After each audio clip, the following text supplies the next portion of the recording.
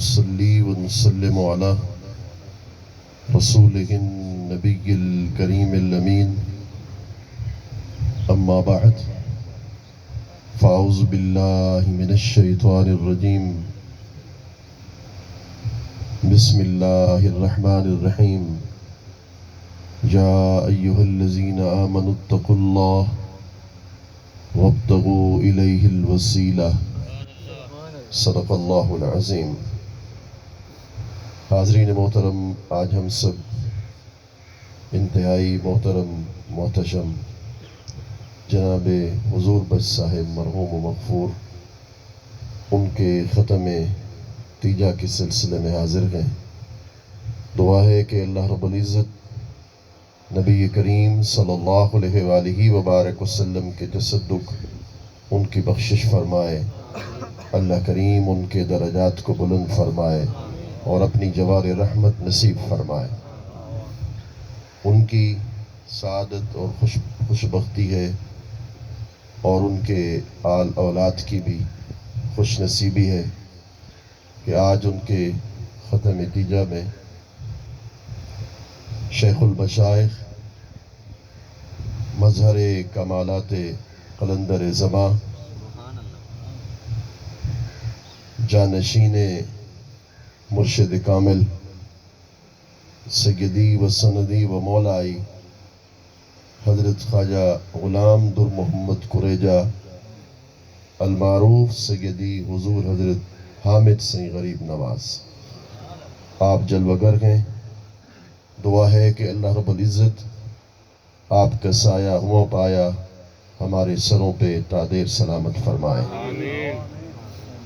موت ایک اٹل حقیقت ہے، ہر ذی روح جو اس جہان فانی میں آیا ہے اس نے اپنے حصے کی عمر گزار جانے کے بعد اللہ کے حضور ضرور حاضر ہو کے رہنا ہے۔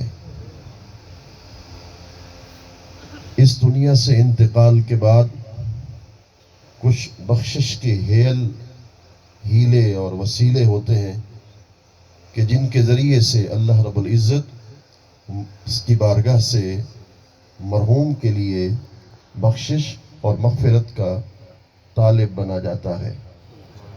ان میں سے ایصال ثواب یہ بھی ایک بخشش کا ہیلہ ہے، بخشش کا ذریعہ ہے، اور اس کائنات میں سب سے بڑھ کر انسان کے لیے بخشش کا ذریعہ اور ہیلہ وسیلہ ذات پاک محمد مصطفیٰ صلی اللہ علیہ وسلم ہے۔ رسول کریم صلی اللہ علیہ وآلہ وبارک وسلم کی ذات اقدس کے بعد امتی کے لیے، غلام کے لیے سب سے بڑا وسیلہ اس کے لیے خود مرشد کریم کی ذات ہوتی ہے۔ اس آیت کریمہ کے ماتحت شاہ اسماعیل دہلوی نے لکھا، اہل سلوک این آیت را، فرمایا کہ اہل سلوک متصوفین اس آیت سے مراد وسیلہ سمجھتے ہیں، وسیلہ مرشد را میدانند لہذا بدون مرشد رہیابی نادرست۔ فرمایا کہ اس آیت کریمہ میں جو اللہ نے ارشاد فرمایا نا کہ ایمان والو اللہ سے ڈرو اور اللہ تک پہنچنے کا وسیلہ تلاش کرو، شاہ اسماعیل دہلوی لکھتے ہیں کہ اللہ تک پہنچنے کا جو سب سے بڑا ذریعہ اور وسیلہ ہے وہ انسان کا اپنا مرشد ہے، انسان کا اپنا شیخ ہے، جس کا مقام یہ ہے، جس کا مرتبہ یہ ہے کہ اگر چاہے تو وہ اللہ کی طرف دیے گئے رستوں کو بھی بتا سکتا ہے، بلکہ اگر چاہے تو ہاتھ پکڑ کر خود خدا تک بھی پہنچا سکتا ہے۔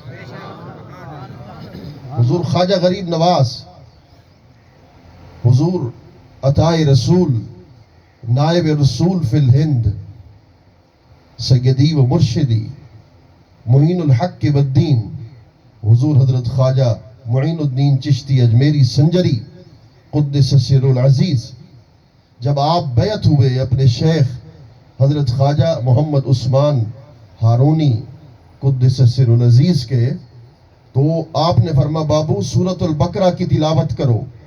آپ نے سورۃ البقرہ کی تلاوت کی. حضور نے فرمایا کہ آپ سبحان اللہ پڑھو. آپ نے سبحان اللہ پڑھا. اس کے بعد فرمایا کہ جاؤ چلہ کاٹو, 1 دن اور 1 رات کا روزہ رکھو. آپ نے روزہ رکھا. جب واپس آئے تو آپ نے ارشاد فرمایا مرشد کریم نے, اب دوبارہ میرے ہاتھ میں ہاتھ رکھو. عرض کی کہ بیعت تو ہو چکا, آپ نے غلامی میں مجھے قبول کر لیا, میں آپ کا مرید تو بن گیا, یہ دوبارہ آپ کیسے حکم دے رہے ہیں کہ اپنا ہاتھ میرے ہاتھ میں رکھو؟ فرمایا پہلے غلامی میں قبول کیا تھا, اب تمہیں خدا تک پہنچانے والا. اور ایسا ہی ہوا کہ جب حضور کے ہاتھ پہ ہاتھ رکھا تو مرشد کامل, یہ سلسلہ عالیہ چشتیہ کا کمال ہے کہ مرشد کامل 1 دن کا زہد کیا, 1 دن کا صرف چلہ کاٹا. کوئی سالوں 15 20 25 سال کی بات نہیں تھی, 1 دن کا چلہ کٹوایا. اس کے بعد مقام یہ بنا دیا کہ حضور خواجہ غریب نواز نے فرمایا مرشد نے, آپ آسمان کی طرف نگاہ اٹھا کے دیکھو, آپ زمین کی طرف نگاہ اٹھا کے دیکھو. خدا کی قسم میرے پیران پیر نے جب آسمان کی طرف نگاہ اٹھا کے دیکھا تو عرش اعظم تک نگاہ گئی. جب زمین پر نگاہ کی تو پھر تحت الثری تک نگاہ گئی. حضور اتنا بڑا کرم ہو گیا, فرمایا بابو ابھی بھی دیر ہے, ابھی کچھ اور وظیفہ کرو. سامنے وظیفہ کرایا, فرمایا کہ اب اپنی آنکھیں بند کرو. حضور نے اپنی آنکھیں بند کی. مرشد نے ایسے 2 انگلیاں خواجہ غریب نواز کے سامنے کی. فرمایا آنکھیں کھولو. آپ نے آنکھیں کھولی. فرمایا 2 انگلیوں کے درمیان اب کیا دیکھ رہے ہو؟ میرے خواجہ غریب نواز نے کہا حضور پہلے تو آسمان تک, عرش اعظم تک نگاہ پہنچی تھی, حجابات عظمت تک بھی نگاہ پہنچی تھی, اب آپ کے کرم سے, آپ کی عطا سے, آپ کی عنایت سے حضور 18,000 جہانوں کو تحت الثری سے لے کر عرش اعظم تک 18,000 جہانوں کو آپ کے 2 انگلیوں کے درمیان ایسے دیکھ رہا ہوں جیسے ہتھیلی پاک کو نگاہ ولایت کے سامنے دیکھنے والا. تو مرشد جو ہوتا ہے وہ انسان کے لیے سب سے بڑا وسیلہ بنتا ہے. اب رسول کریم صلی اللہ علیہ وآلہ وبارک وسلم کی ذات اقدس بھی ایک امتی کے لیے وسیلہ ہے. اللہ اکبر. قرآن مجید میں اللہ رب العزت نے اس کو بھی بیان کیا. فرما وما کان اللہ لیعذبہم وانت فیہم وما کان اللہ معذبہم وہم یستغفرون. فرمایا کہ اب آپ پر, آپ کی امت پر, محبوب آپ کے وسیلے سے آپ کی امت پر عذاب کا نزول نہیں کروں گا. کیوں؟ وَأَنْتَ فِيهِمْ, اس لیے کہ آپ ان کے درمیان ہیں, آپ ان کے درمیان موجود ہیں, اب ان پہ عذاب کا نزول نہیں کروں گا. محبوب کیوں؟ وَأَنْتَ فِيهِمْ کا مطلب یہ ہے محبوب آپ بھی موجود ہو پھر بھی ان پہ عذاب کا نزول کرو, یہ میری رحمت کے خلاف جائے گا, یہ میری محبت کے خلاف جائے گا. اب اجتماعی عذاب نازل نہیں کروں گا. سابقہ جو امتیں تھیں کسی کو پانی کی شکل میں برباد کر دیا, کسی پہ پتھر کی بارش کر دی, ان کو تباہ و برباد کر دیا, اور کسی پہ آسمان سے پتھر نازل کیے, ان کو تباہ و برباد کر دیا. مگر محبوب اب آپ جب ان کے درمیان موجود ہیں, وَأَنْتَ فِيهِمْ, آپ ان کے درمیان موجود ہیں, تو محبوب اب ان کے گناہوں کو دیکھوں گا یا تیری صورت والدحا کو دیکھوں گا. آپ ان کے درمیان موجود ہیں. جملہ میں کہنے والا ہوں, دل کو لگے تو پھر دل سے سبحان اللہ آئے. مطلب کیا ہے؟ وَأَنْتَ فِيهِمْ, آپ ان کے درمیان موجود ہیں.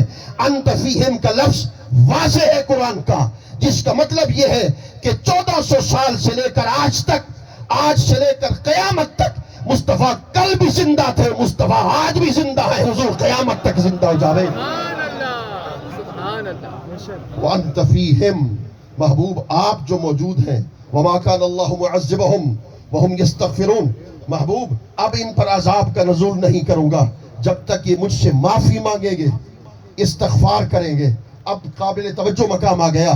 اللہ کے عذاب کے نہ اترنے کے 2 وسیلے بن گئے. ایک انت فیہم, حضور کی ذات, ایک وہم یستغفرون, ہمارا اللہ سے بخشش طلب کرنا, معافی مانگنا. کچھ لوگ کہتے ہیں کہ عمل کا وسیلہ تو درست ہے مگر ذات کا وسیلہ درست نہیں ہے. اب قرآن کا کہہ رہا ہے وَأَنْتَ فِيهِمْ انت ضمیر ہے جو ذات پہ دلالت کرتی ہے. انت فیہم حضور کی ذات کے وسیلے کو پہلے رکھا، وہم یستغفرون، اور عمل کے وسیلے کو بعد میں رکھا. عمل کے وسیلے کو بعد میں رکھ کر اس بات کی طرف اشارہ کر دیا سارے وسیلے مصطفیٰ کے وسیلوں کے بعد وسیلے ہیں. سب سے اونچا وسیلہ ہے تو ذات پاک مصطفیٰ کا وسیلہ ہے. حضرت یوسف علیہ السلام بیٹھے ہیں اور اللہ اکبر، بھائیوں نے آپ کو پہچانا نہیں، اور جب آپ کو نہیں پہچانا آپ نے ان سے ارشاد فرمایا کہ آپ بیٹھ جاؤ، اور ایک بھائی سگا بھائی کے سامنے بیٹھے گا. تو سگا بھائی کے سامنے بیٹھ گیا. حضرت یوسف علیہ السلام کے جو سگے بھائی تھے وہ بیٹھ گئے، آپ کے سامنے جگہ خالی ہو گئی. حضرت یوسف علیہ السلام کو چونکہ انہوں نے پہچانا نہیں تھا، آپ نے اس کو روتے ہوئے دیکھا. چونکہ اس نے بھی نہیں پہچانا تھا، آپ نے ان کو روتے ہوئے دیکھا تو فرمایا کہ آپ کے سامنے بھائی نہیں بیٹھا، اگر مجھے اجازت دو تو میں بیٹھ جاؤں. تو بھائی نے کیا جواب دیا؟ اس نے کہا حضرت آپ مصر کے بادشاہ تو ہو سکتے ہیں مگر میرا یوسف صدیق نہیں ہو سکتے، میرا بھائی نہیں بن سکتے. آپ درست ہے، آپ مصر کے بادشاہ ہیں، مصر کے بادشاہ کی حیثیت سے بیٹھ سکتے ہیں مگر میرا بھائی یوسف نہیں بن سکتے. جب اس نے یہ کہا حضرت یوسف علیہ السلام نے ان سے فرمایا کہ بھائی میرے چہرے میں غور سے دیکھ. جب بھائی نے غور سے دیکھا تو پردے ہٹ گئے اور حضرت یوسف کو اس نے پہچان لیا. جب حضرت یوسف کو انہوں نے پہچان لیا، سب اٹھے، آپ کو سینے کے ساتھ لگایا اور کہا بابا آپ کی جدائی کے غم میں، فرقت کے غم میں اتنا روئے کہ ان کی آنکھیں، ان کی بینائی چلی گئی، تو اس لیے وہ آپ کی وجہ سے ان کی بینائی ختم ہو گئی. اب قرآن کہتا ہے کہ حضرت یوسف علیہ السلام نے ان سے فرما اذهبوا بقمیصی ھذا فالقوه علی وجهه یأتی بصیرا، فرما کہ چلے جاؤ کہ میری قمیص تم حضرت یعقوب پہ، ان کی آنکھوں پہ رکھو گے تو ان کی بینائی لوٹ آئے گی. میری قمیض رکھو، یہ نہیں کہا کہ میری ذات کا وسیلہ پیش کرو. یعنی قمیض ذات نہیں ہے، قمیض آثار نبی ہے. قمیض نبی کی ذات کے ساتھ مسوی ہے. قمیض نبی نہیں بن سکتی مگر قمیض کی نسبت اللہ کے نبی کے ساتھ قائم ہے. جس قمیض کی نسبت اللہ کے نبی کے ساتھ قائم ہے اس کا مقام یہ ہے کہ حضرت یعقوب نے جب انہیں اپنی آنکھوں پہ رکھا، خدا کی قسم قرآن کہتا ہے کہ ان کی بینائی لوٹ آئی. کیا مطلب؟ کہ اللہ کے نبی کی نسبت، قمیض کا کمال یہ ہے کہ آنکھوں پہ لگائیں تو بینائی لوٹ آتی ہے. اللہ بھی نسبتوں کو دیکھتا ہے. رب کعبہ کی قسم محترم حضور بچ صاحب جب قبر میں گئے ہوں گے، من ربک ما دینک من نبیک، میرا ایمان یہ ہے کہ جب وہ قبر کے اندر کوئی عاشق، مرشد اور شیخ کا عاشق جب قبر کے اندر اترتا ہے تو خدا کی عزت کی قسم نسبت والے ہم لوگ ہیں. میرا ایمان یہ ہے کہ اس نسبی شرافت کا کمال ہے کہ اس خاندان کی نسبت امیر المومنین سیدنا فاروق اعظم کے ساتھ ہے، اور طریقت کے لحاظ سے اس خاندان کی نسبت خواجہ غریب نواز کے ساتھ قائم ہے. اس خاندان کی نسبت قلندر زمان قاسم معرفت سید الاولیاء حضور حضرت خواجہ درباغ غریب نواز کے ساتھ قائم ہے. میرا ایمان یہ ہے، اور کوئی تسلیم کرے نہ کرے، میرا عقیدہ یہ ہے کہ جب کوئی غلام قبر کے اندر پہنچتا ہے تو پھر مرشد کامل حضور درباغ غریب نواز قبر میں اس کی مدد نصرت کے لیے خود تشریف لے کے آتے ہیں، اور شیخ کامل اپنے مرید کی مدد کرتا ہے، ان کی نصرت کرتا ہے تاکہ سوالات کے جوابات دینے میں ان کو آسانی پیدا ہو سکے. تو یارو اللہ اکبر. تو پھر شیخ جو ہوتا ہے وہ اپنے مریدین کے لیے وسیلہ بنتا ہے. اس لیے حضرت شاہ عبدالحق محدث دہلوی نے الانتباہ فی سلاسل اولیاء کے اندر لکھا اعتقد ان شیخک هو موصلک الی مولاک، فرمایا کہ یہ عقیدہ رکھ. شاہ ولی اللہ نے فرمایا یہ عقیدہ رکھ کہ میرا شیخ ہی ہے جو ہاتھ پکڑ کر خدا کا رستہ دکھا سکتا ہے. شیخ ہی ہے جو ہاتھ پکڑ کر خدا کا دیدار کروا سکتا ہے. اور اسی طریقے سے تصفیۃ القلوب میں حضرت حاجی امداد اللہ مہاجر مکی رحمت اللہ تعالی علیہ نے لکھا دوام قلب، فرمایا کہ دل کا تعلق، دوام ربط قلب بشیخ و اعتقاد کے مظہر حق کست، فرمایا کہ دل کا تعلق، دل کا ربط اپنے مرشد کے ساتھ جوڑ۔ ان کے اس عبارت پہ ذرا توجہ کیجئے گا، فرمایا دل کا تعلق مرشد کے ساتھ جوڑ، کسی اور کے در پہ نہ جا، بل مرشد کے در پہ آ، مرشد کے در پہ جھک جا، اگر تمہیں ملے گا تو مرشد خانے سے مل جائے گا۔ دل کی تار، دل کا ربط، دل کا تعلق مرشد کامل کے ساتھ جوڑ لے، اور جن کا مرشدی حضور دربار غریب نواز ہو، اور جن کا مرشدی حضور حضرت خواجہ بدن سنگھ غریب نواز ہو، جو وقت کا کلندر ہو، خدا کی عزت کی قسم، اذا رأو ذکر اللہ، اذا رأو ذکر اللہ، ولی کامل کی نشانی یہ ہے کہ جب ان کے چہرے کو دیکھے تو خدا یاد آ جائے۔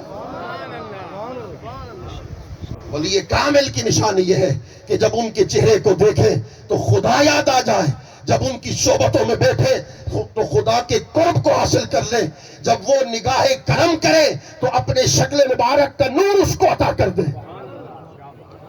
فرمایا دل کا تعلق اپنے مرشد کے ساتھ مضبوط کر، مرشد کے ساتھ جوڑ۔ اس کا دوسرا معنی یہ بھی ہو سکتا ہے کہ اگر کہیں سے تمہیں اور در سے فیض مل جائے تو اس کے در سے ملنے والا فیض اس کے در کا نہ سمجھنا، اپنے مرشد کے در کا سمجھنا۔ اس لیے مرشد نے تمہیں اس کے پاس بھیجا تھا، اس لیے دل کا تعلق اپنے مرشد کے ساتھ قائم کر۔ یارو اللہ اکبر، حضرت مولانا روم ہے، اور یہ جو غلامی کی محترم جناب حضور بخش صاحب نے 40 سال سے زائد عرصہ تک اپنے مرشد کے حضور غلامی کی، اور یاد رکھنا میرا دل گواہی دیتا ہے کہ ان کی غلامی، یقیناً میرا اعتقاد ہے کہ ان کی غلامی قبول ہے۔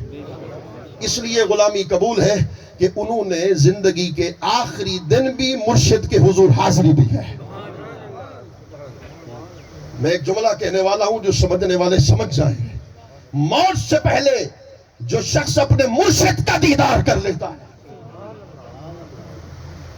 اور ان کے آخری زندگی کے لمحات اپنے مرشد کے در پہ ہوئے، اللہ اکبر، کس قدر وہ خوش نصیب تھے کہ اپنے مرشد کریم کے چہرے ولایت کا دیدار کیا، اور اس کا دیدار، ان کا دیدار کر کے پھر اپنے رخت سفر کو باندھا۔ اس کا مطلب یہ ہے کہ جب مرشد کا دیدار ہو جاتا ہے، آخری حاضری بھی مرشد کے حضور دی ہے، آخری دن تک مرشد کی غلامی کی ہے۔ اللہ اکبر۔ اس لیے میں نے نہیں کہا کہ وہ ہم سے بازی جیت گئے، بڑے بڑے محدث یہاں بیٹھے ہیں، بڑے بڑے فقہاء علماء ہوں گے، بڑے بڑے قرار حفاظ ہوں گے، خود اللہ رب العزت نے انہی کے در کے فیض سے تھوڑا بہت جو علم عطا کیا وہ انہی کے صدقے عطا کیا۔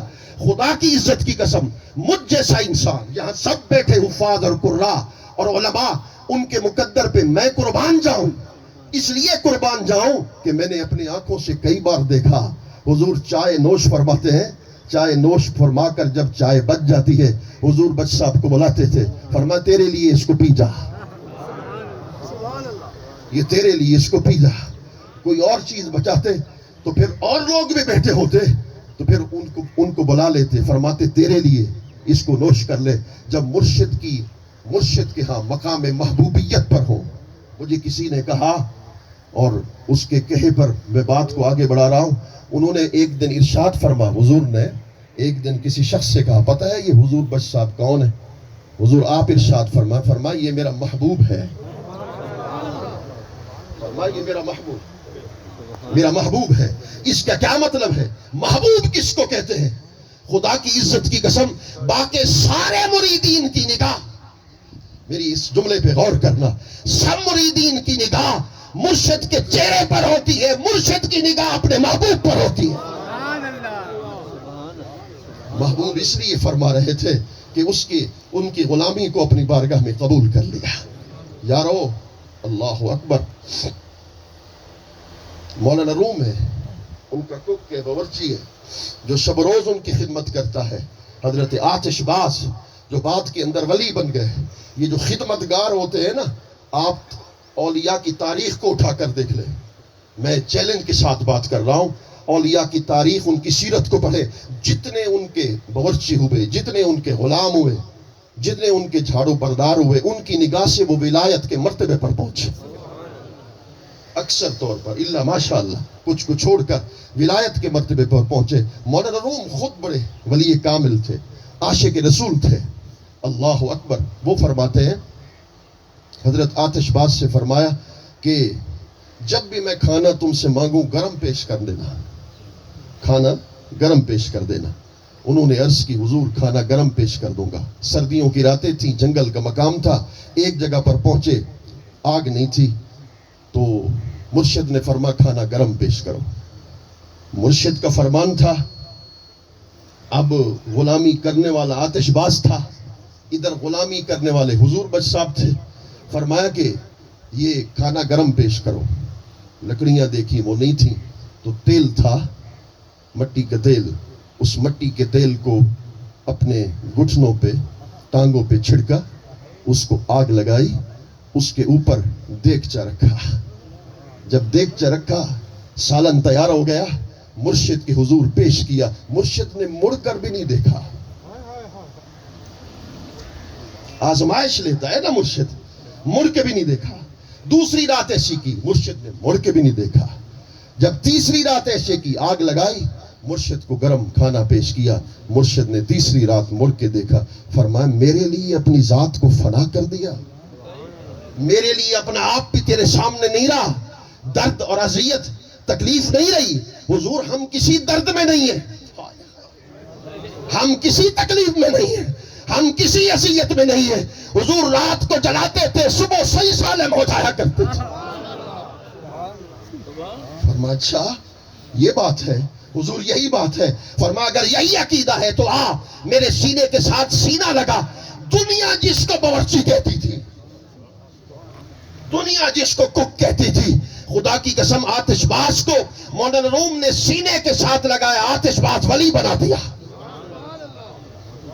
اور جو مرشد کی ذات میں فنا، آخری بات عرض کر رہا ہوں، جو مرشد کی ذات میں فنا ہو جاتا ہے اس کو محب کہتے ہیں۔ وہ محبوب بھی تھے اور محب بھی تھے۔